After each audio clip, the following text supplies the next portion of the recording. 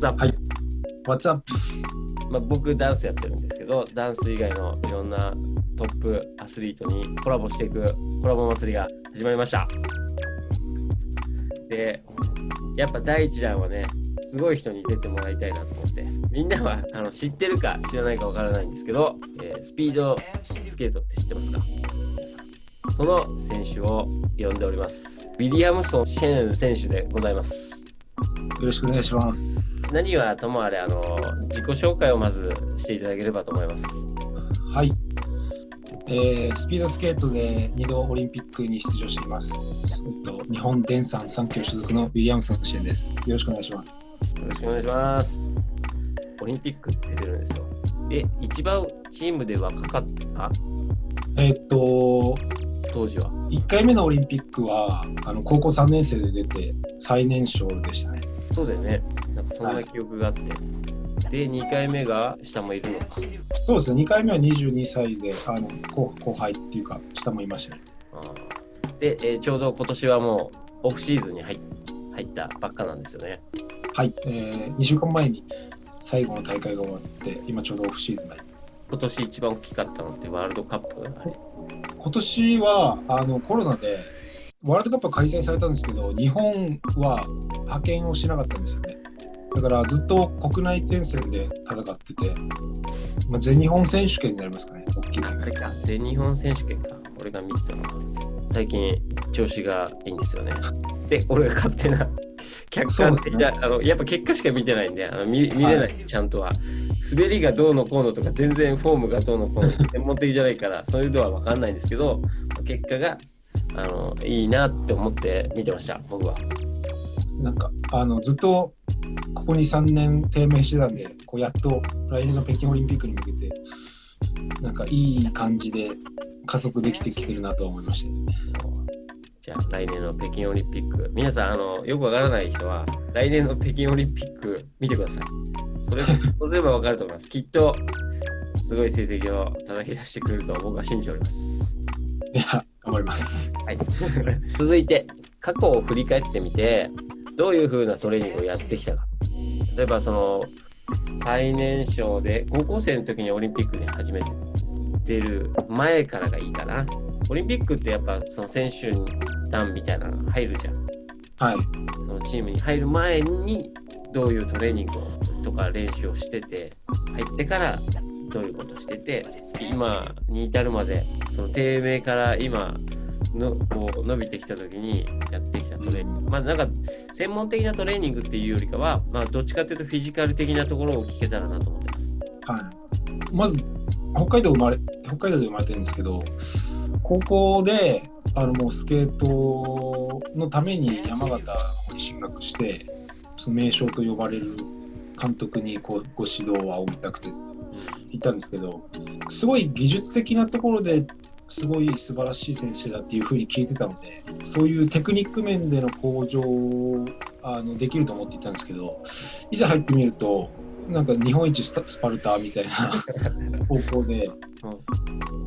でもやっぱ夏場のトレーニングがものすごい量で、やっぱりもともと中学校小中とそんなにハードな練習してこなかったので、もう入学当初からもう度肝抜かれて熱中症でぶっ倒れながら練習してたんですけど、もう本当にやっぱり高校の時はまず体作りで自転車やったりランニングしたりウェイトしたり、まずそのテクニックの前に体作るっていうのでもうひたすら追い込んで、練習量より質って言われるんですけど、もうとにかく高校の時は量をこなしてました。なるほど。朝練やって学校行ってで部活やってでご飯食べてまた今度夜練やってみたいな感じで、もうとにかく走ってとにかくジャンプトレーニングしてでウェイトしてみたいな感じで高校時代はずっとやってきたんですけど、やっぱ他の人より体が弱かったので、自分もいかに楽するかというか同じ量を同じ風にこなしてたら体が持たなくなるんで、いかに効率的にサボる方法じゃないですけど、近道で体を強くするのを考えてたんだ。そうですね。どうしたら楽に同じメニューをこなせるかっていうものすごい練習量も莫大な量だったので、だからそう考えてるうちにこう体もなんていうんですかね、効率的な使い方を少しずつ覚えてきて、同じことするにもこう体力を温存しながらできるようになったり、なんかそういう体の使い方を少しずつ覚えてきて、その高校3年生でオリンピック行くきっかけをつかめたかもしれないですね。そのやっぱりトレーニングって結構質を意識しがちなんですけど、やっぱりその前提として前に量をこなしてるからこそ質を上げれるわけであって、やっぱり確かに量をこなすことは大切なんじゃないかなっていうのを高校時代にはすごい教えてもらいましたね。まあそうだよね。だって今の現代ね、科学的になってトレーニングもね、すごいあれだけど、確かにそんな気がする。量をこなせない人がね、質だけ求めてもなんかね、頭でっかちだよね、実際。じゃあ、オリンピックに出場し始めてからのトレーニングはどんな感じですか？高校卒業してこの日本電産三協という実業団のチームに入ったんですけど、そこでオランダの方に2年間武者修行というかスケート修行に2年間行かせてもらったんですけど、そこでもまたこうスケートの概念がガラッと変わって、ヨーロッパの方ってやっぱり逆にそういうスパルタのような意識がないので、こういかに効率的に体を鍛えるかっていうので、なんか練習量はこうぐっと落ちて、その代わりこうゆっくりだらだら乗る自転車を4時間だとか、きつい練習はやっても1時間でギュッと集中したり。でも4時間ぐらいは自転車こいでたりするんだ。そうですね。そのゆっくりではあるんですけど、こうずっとこう低強度長時間みたいなことをこうずっとやったり、こう高強度の時は短時間でぐっと一発で集中したりっていう、なんかこう今までは理由があったの？怪我しないためとか？トレーニングの質を上げるために。なるほど。高強度長時間っていうのは、体の負担も集中力もなかなか続かないので、弱い時はすごい長くその体の心肺機能を高めるような自転車だったり、全力で走ったりジャンプしたりするような時はもうぐっと集中して短時間でやったりしてましたね。だからそれをこう同じような感じを続けるんじゃなくて、長い時もあればじゃあ次の日短くしてっていうのをその日その日でメリハリをつけて練習の質が落ちないように、トレーニングがきつい日が2日3日続くことはなくて、週ゆっくり上げてって集中して、次の日はちょっとゆっくり休んで、で木曜日は例えばなんか一発集中でガンとやって金曜日休んだりとかっていう1週間のこう波を作ってきながらトレーニングの質をキープしていってた感じでしたね。じゃあ真逆の世界にザ根性論っていうそうですね、練習からいきなりなんか科学的な根拠のあるトレーニングを両方一気にもうその高校生から卒業しての2年間で一気に両方学べた感じなんだね。そうですね。こうガラッと変わりすぎて、逆にこれぐらいの練習で強くなれるのかなとかっていう不安もあって、今までなるほど。とにかく量やってきたので。そうだよね。それが認められて高校生でねオリンピックに出場したりとかもあるから、そうだよね。自分サボってんじゃないかなって不安になるときありそうだね。そうですね。なんかたまにこう朝練なんかをしようとすると、日中の練習の質が下がるからするなとかって言われたりしてるんですよね。なんか朝練するなってすごいなんか新鮮だなみたいな感じでしたね。なるほど。それを経て今はどんな感じなんですか？今はその時のオランダで教わってたコーチが日本に来て、日本のナショナルチームのヘッドコーチとして監督をしてもらってるんですけど、なんかだんだんその日本人じゃなくてそのオランダ人のコーチもこう日本人寄りというか、だんだんその日本人は根性論の方が合ってるんじゃないかっていうような感じで練習量も少しずつ増えてって、でその中でも質をキープしながらオランダ流を取り入れながら日本に向けたトレーニングメニューをこう毎年毎年なんか試行錯誤しながら、今もう6年目になるんですけど、そういうトレーニングメニューが変わってる中で自分の体も変わっていくので、20歳ぐらいの時にこうがむしゃらに必死こいて練習してたのが、こうだんだん24、5になってくると同じ風に頑張ってると体の回復だとか、怪我だとかそういうのをだんだんちらほら出てくるようになって、昔みたくがむしゃらに頑張るだけじゃもうダメなんだなっていうのをここ2年ぐらいですごい実感してますね。なんかそれ意識してることはあります？そうですね。練習のメリハリをもうメニューでもともとついてはいるんですけど、その中でもより自分の中ではっきりさせないと、毎日同じように頑張ってると昔できたことがだんだんできなくなってくるので、よりこうハードな練習に集中するために、イージーな時は本当にボリュームを落として、本当に追い込まなきゃいけない練習っていうのはあるので、その前の段階で疲れてそこで質の低い練習になると意味がないので、そこに向けてそこでベストパフォーマンスという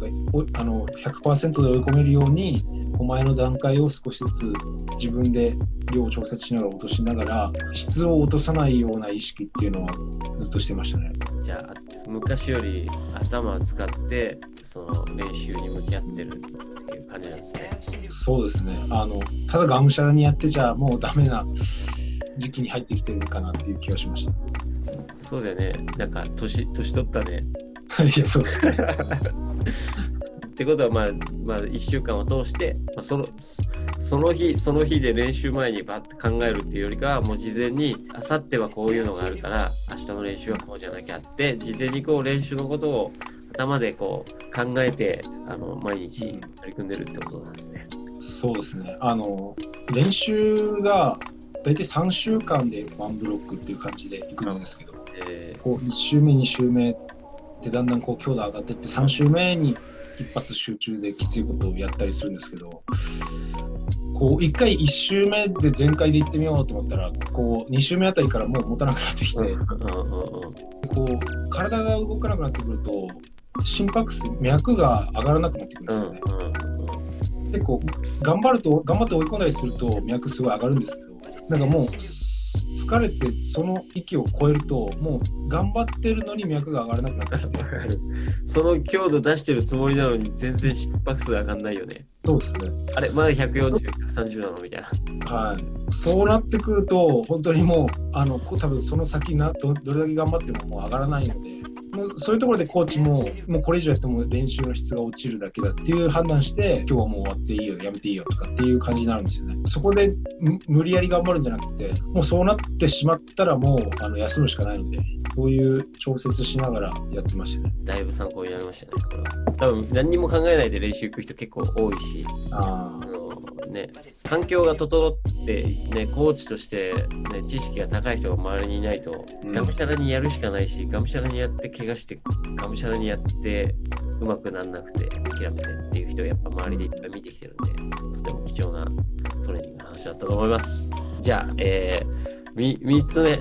そんな今までこうやっぱ今日まで、明日からもまたトレーニングするんですけど、きっとその中でウィリアムソンが選ぶトップ3、トップ2でもいいんですけど、おすすめトレーニングを教えてください。いいです、はい、スケートの人にしか役に立たないトレーニングでもいいし、全員にこれみんなどの競技でも多分役に立つと思いますのトレーニングでもどっちでもいいんでお願いします。第3位からいくんですけど、第3位これはスケートの動作になるんですけど、自分は片足屈伸っていうのがすごいためになってて、ちょっと下がってやってみていいですか？お願いします。こうベッドの上はねちょっとあれですけど、この姿勢で片足立って、こう沈んで片足、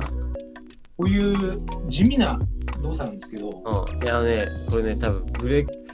イクダンスやってるやつ多分めっちゃ役に立つと思う。本当ですか？だってその体勢めちゃめちゃするもん俺ら実際。はい。良さそう。ウェイトも何もいらないんだ。ウェイトを持つと多分なんだろう。いや確かに変なバランスになりそうだね。はい。自重でこれもちろん筋力強化でもあるんですけど、しっかりバランス取れてないと何回もできないので、こうそそうだよね。崩れちゃうので、ちなみに自重でこう、はい、視聴者には全然気づいてないですけど、それベッドの上でやってたんで難しいですよ、多分。そうですね。ちょっと今、ベッドなのでの上でやっぱりオリンピックに出る人のね、体の強さを垣間見てるかもしれないです。ちなみにこれ、片方何回ぐらいやってるの？高校時代、そのスパルタでやった時は、片方30回ずつを5セットとか。結構やるね。これだけじゃなくてこういろんな種目があって、なんか両足やってなんかこう開脚してで片足があってみたいな、このいろんな種目があっての5セットなんで、結構かなり量はやってましたね。ちなみに今とかやるときはさ、片方どれぐらいでやってるんですか？今はどっちかっていうとその筋力強化的なところじゃなくて、そのバランス感覚を養う目的でやってるので、だいたいこうウォーミングアップの時に両足10回ぐらいずつ。なるほど。これYouTube 始めて思ったんだけど、よく言われるの、こういうのを紹介すると、片方何回ずつやればいいんですかみたいな。すごい聞いてくるの。だから一応聞いておこうかなと思ってます。はい。スケートだけじゃなくてなんか取り入れてもらえるかなと思います。なんかね、その体勢を使う競技は多分やった方がいいんだろうね。そのバランスの体勢を使うやつは。なんかこう足にこう意識いきがちなんですけど、ちゃんとしっかり乗れてる時って股関節とお尻でこう上下してるんですよね。なるほど。こうなんか膝ばっかりとか太ももばっかりじゃなくて、こうお尻でこう持ち上げられるようになれれば、すごいいろんな種目に生きてくるんじゃないかなと思いますね。ちょっと今日やってみます。わかりました。じゃあトップ2をベスト2をお願いします。はい。第2位は、誰でもできると思うんですけど、さっき言ってた自転車サイクリングなんですけど、オランダのコーチがランニングのメニューってほとんどないんですよね。で、ほぼ自転車ばっかりで、なんかスケート選手なんですけど、スケート乗ってる時間より自転車乗ってる時間の方が長いんじゃないかと思うぐらい。前言ってたよね。で、っていうのも自転車っていうのはすごい体への負担がすごい少なくて、でなおかつこう心肺機能を上げるためのに大切な練習なので、さっき3時間とか4時間とかこぐって言ったんですけど、ランニングを3時間4時間するっていうのは相当過酷な、そのランニングの方がやっぱ強度が高いので怪我につながるんですよね。それを自転車だとこう毎週のように3時間4時間乗って、100キロに120キロとかって乗るんですけど、それ心肺機能を高める上ではかなり有効なトレーニングメニューなんじゃないかなというふうに思いますね。ちなみに自転車漕いでるときは、自然の中を漕ぐときもあれば、やっぱりその室内でそのタイヤだけ回して乗るときもあるんです。どっちが多いんですか？夏場は基本的に外ですね。外でこう、山の中だったり、たまに街の中も通ったりしますけど、すごいコーチからはもうできる限り外で漕げっていうふうに言われてて、その太陽を浴びることによってなんかビタミン D が生成されるみたいなんですけど、スピードスケート室内競技なので冬に行くと太陽を浴びなくなるんですよね。なるほど。それで体のビタミン D が落ちるとすごいいろんな部分で体の免疫だとかそういうのが低下するので、もうできる限り外でっていう感じですね。そういう意味合いで外で漕ぎなさいっていうことなんだ。はい。冬になっても雪とか積もると漕げないんですけど、そのローラー台を外に出して太陽を浴びながら漕ぎなさいとかっていうのはよく言われますね。なるほど。動かなくても外に出て、なんかそのビタミン D がどう直接競技に影響するかっていうのはあんまり分かんないんですけど、やっぱり調子いい時のその血液検査の結果とか見ると、やっぱりビタミン D って結構高めにあるんですよね。そういうなんか栄養学的なところも大切にしながら練習しないとなというふうには思いますね。食べ物じゃないところからね、ビタミン D を人為的にいいね。わかりました。じゃあ僕も毎日太陽をしっかり浴びながら。でも俺ね、たまたま練習上太陽を浴びながら、なんか光が入ってくるところだから毎日浴びながら練習はできてるんで、ラッキーだな。聞いてても結構重要だと思いますね。ありがとうございます。じゃあ第1位をお願いします。これは個人的にすごい大好きなトレーニングなんですけど、第1位は階段トレーニングです。これは本当に階段ダッシュです。ああ、なるほど。これは結構どの種目にもすごい役に立つトレーニングなんじゃないかなと思うんですけど、ただ階段登るだけのトレーニング地味なんですけど、それがすごい全身の強化につながって、例えばそう神社の階段だとか、こういろんなところにいろんなところに階段あると思うんですけど、言ったらホテルの非常階段だと思うんです。それやってたらなんか言われそうだね、でも。確かにそうですね。学校の階段だとかいろんなところに階段あると思うんですけど、普通に登るだけじゃなくて、例えば一段抜かしで登るとか二段抜かしで登るとか、そういうことをやっていくと、お尻だとか股関節だとかすごい鍛えられて、瞬発系の強化がすごいできるんですよね。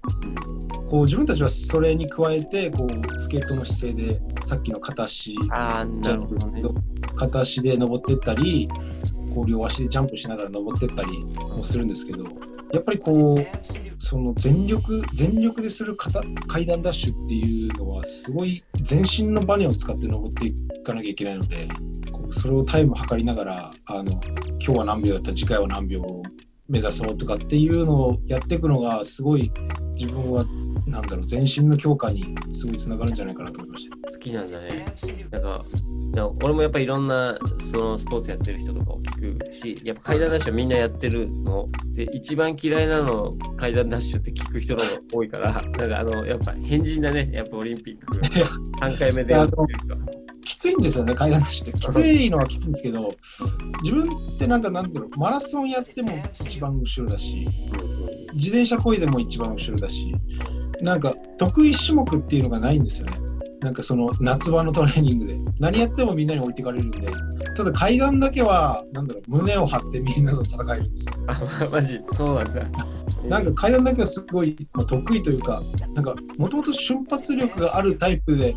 長距離をやってるので、ここだけは負けられないというか戦っていきたいところではありますね。練習でスピードスケートのとか覗いたら他の練習はこう普通にやってるのに階段ダッシュのこうやって来たなんだみたいな感じなんだ。多分他より生き生きしてると思います。いやもちろんきついですし、階段ダッシュやったら大体終わった後に吐くんですけど。そうだよね、みんなもうしんどいっつって。もう本当に体の内臓から追い込めるっていうか、体の芯から使って追い込める練習なので、すごい自分の中では他の選手はどうかわかんないですけど、個人的にすごい効果的な練習だと思ってます。間違いないよね。俺ね、久しく階段トレーニングやってなかったわ。だからラムちゃんがちょうどオリンピックとか出るときに一緒に練習で、そのオリンピックのあれもあるから一緒に付き合ってやらせてた時が最後かもしれない。だからもう本当に結構前ですね。結構前だから。でそういうので一回それでさっきも言ったけど自転車の話でどっちかというと階段ダッシュじゃなくて普通の平坦のスプリントでハムをやっちゃったから、走るっていう行動じゃなくて自転車っていう行動になっちゃったのかもしれない。ちょっと自転車もすごい有効だと思います。でも階段ではハムを切るイメージが全くないからやってもいいかなって思ってきました。じゃあ今日か明日久々に階段ダッシュします。バリエーションをつけてもいいかもしれないですね。そうだよね。今までやってた時はやっぱダンスって細かいステップを力強く踏むのが多いから一段ずつずっとバーって登ってバーって降りてるのをやってたんだけど、今話聞いてたら一段飛ばしとか二段飛ばしとか片足だけで登るとか両足で飛ぶとかっていういろんなバリエーションがあるから、そっちの方が楽しそうだ、やってて楽しそうだなと思って。そうですね、いろんな種目あった方が面白いと思います。そうだよね。もう同じ行動ばっかりしてると飽きちゃってさ、あとタイム取ったりしてるとより面白いですね。体の感覚的にさっきより速いってなっててもいざタイム見てみると遅かったりするので、そうですね、1段飛ばし2段飛ばし3段飛ばしっていけるところまでやっていくと体の使い方がどんどん変わってくるんですよね。もうより速い動きからジャンプ、もうほぼジャンプみたいなバネ生かしたいう風になってくるので、結構面白いと思います。じゃあ今日タイム測って階段を登っていきます。やってみてください。やります。昔階段ダッシュしてた場所に久々に行こうかなと思います。ちなみに山梨県に石割階段っていうところがあるんですけど、そこの階段はだいたい400段。結構すごいね。なんかそこはもうダッシュとかじゃないんですけど、そうだよね。400メートル無理だよね。もうそこはほぼ登山みたいな形で、もう膝に手つきながら登っていくんですけど、なんで今その名前出してくれたの？いやもしその階段ダッシュやってみたい人がいたら、山梨にすごい階段がありますよっていうのをわかりました。じゃあ、ここにね、書いておいて、はい、ぜひ、石割階段。山梨ね。変わりました。山中湖にあります。山中湖にあるんだ。はい、ちょうど俺らのね、アカデミーの合同合宿が来月山梨であるみたいなんで、帰り際にみんな登ってやっておきます。ぜひ、物好きな方はやってみてください。はい。じゃあ、質問4つ目。今、実業団でやってるじゃないですか。はい。それで多分メニューとか用意されてると思うんですけど、それ以外で自分でやってるなんか自主トレーニングみたいなのってありますか？今までは今ナショナルチームっていうところで、そうだ、そのオランダ人のコーチがメニューを立ててやってるんですけど、結構今まではもうそれをこなすのがいっぱいいっぱいみたいなところはあったんですけど、やっぱりそのメニューの中にでは欠けてるところとかもところどころあるので、例えば、自分で言うと体幹トレーニングとかメニューの中に一応入ってはいるんですけど、なんかもう少しプラスアルファでやりたいなだとか、あとはそのテクニック的な技術面のトレーニングを練習前だとか練習後にちょっとプラスアルファでやったり、そのフィジカル的なところだともう十分メニューの方で組み込まれているので、なんかより体を追い込むっていうよりは、体が追い込まれた上でテクニックだとか細かい意識のところで感覚的なところのプラスアルファを自分はやるようにしますね。じゃあ、メニューとは別でなんか技術面を伸ばすのは自主練でしてるみたいな。昔は余裕がなかったけど今はそういう自主練もしてるみたいな感じ。そうですね、はい。やっぱり自主練で追い込むのって結構きついし、でなおかつ次の日の練習にも影響が出てくるので、そういう疲れないようなその感覚的なものだったり、あとはもう体幹系だったり、なるべくコーチが考えている練習の波を崩さないように自分でプラスアルファしていけるようにしますね。ありがとうございます。そういうのをしてるということで、じゃあ、次、ラストになるんですけど、はい、スピードスケートの魅力と、あとこれを見てる人結構スポーツとかいろいろ自分がやること頑張ってる人へ何かアドバイスなりメッセージなりをいただけたらいいなと思います。はい。スピードスケートの魅力は大体時速が一番トップスピードと時速60キロぐらい出るんですけど、大体車と同じぐらいのスピードを自分の足で出すので、そのスピード感というか、ぜひ会場に足運んでくれて生で見たらすごい感じると思うんですけど、俺初めて見た時びっくりしたもん。なんかテレビで見るとさ、全体が映ってるからさ、そうですね、っていう感じなのに、会場で見たってもうマジ感じだった。確かに。そうですね。なんかそれをもじもじくんみたいなスーツ1枚で自分の足だけで出すので、そのスピード感っていうのは他の種目じゃなかなか味わえないんじゃないかなっていうふうに思います。それが自分がスケートをやってて、魅力的なところというか面白いところだと思います。だからスケートって一回スケートリンクに見に来ていただくとハマってくれる人が多いんじゃないかなと思うんですけど、やっぱりテレビでなかなか伝わらない臨場感も味わえるんじゃないかなと思って、今は、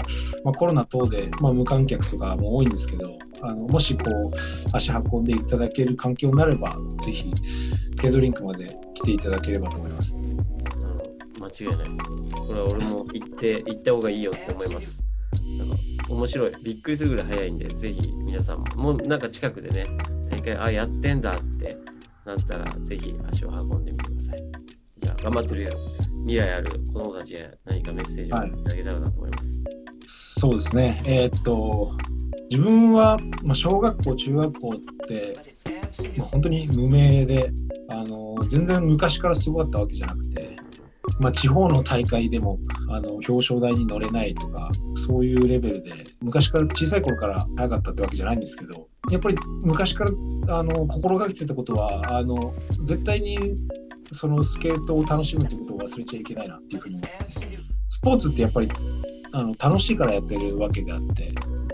やっぱり苦しいって思ったらやっぱりその先になかなか頑張れなくなってくると思うので、小学校中学校のうちはもうとにかく楽しむことだけ考えてやってみればいいんじゃないかなっていうふうに思います。でそこから高校になって体も大きくなっていくと自分が強くなるためにどうしたらいいかとか好奇心もどんどん出てくると思うので、気持ちに身を任せてトレーニングだとか取り組んでもらえればなっていうふうに思います。そうですね、今はコロナでなかなか思ったように練習だとか試合だとかできないのかもしれないですけど、必ず収束するので、その収束した後に向けて今はコツコツ自分の体を見つめ直してなんていうんですかね、来たるシーズンに向けて頑張ってもらえたらなっていうふうに思います。素敵な言葉を。すごい今日ね、真面目にね、すごいやっぱオリンピックとか出るからすごいんですけどね、普段ね、もうちょっとね、ふざけてるんですよ。面白いですよね。いや、ちょっと一発目ダンサー以外で一発目っていうんで、ちょっと。やばい、そうね。固くね。ちなみに次、なんか日本で試合やるとき、どこで、オフシーズン明けたら一発目どことか決まってんの？まだ決まってないの？基本的に開幕戦が10月になるんですけど、10月の月末ですかね、に長野で全日本距離別選手権っていうのが毎年行われますね。そこが開幕戦になるので、そこにぜひ足を運んでいただければ。で今年は特にオリンピックシーズンになるので、より熱い戦いが見れると思います。なるほど。じゃあ10月、9月ぐらいになったら、俺らからもそうですますね、大会のやつ。本当ですか？よろしくお願いします。行けるように。はい。俺も見に行けたら行こうかな。ちょっと大会シーズンだから、やっと復活するんで、大会が。そうですね。お互い頑張りましょう。はい、頑張りましょう。遅くなりましたけど、スーパーブレイクですか？はい。ありがとうございます。あれもね、お客さんいなかったんで、全然テンション上がらなかったんです。いや、やっぱそうですよね。俺らは全然テンション上がらなかったけど、やっぱスピードスケートでも一緒？そうですね。なんか、もともと大歓声の中でやるスポーツじゃないんですよ。そうだよね。やっぱお客さんいないと、なんか練習しないというか、コーチ陣の声だけが響き渡るレースっていうのは、やっぱりなかなか寂しいですね。そうだよね。今回も記録出した、国内最高記録っていうのを出したんですけど、やっぱりいつもお客さんがやるとわーって盛り上がるところが、コーチ陣たちの喜びのみ、もちろんそれも嬉しいですけど、もう少しお客さんいたら沸かせられたのになとかっていうのは思いました。じゃあ最高タイム出した時ね、お客さんいたらね、モテてましたね。かもしれないですね。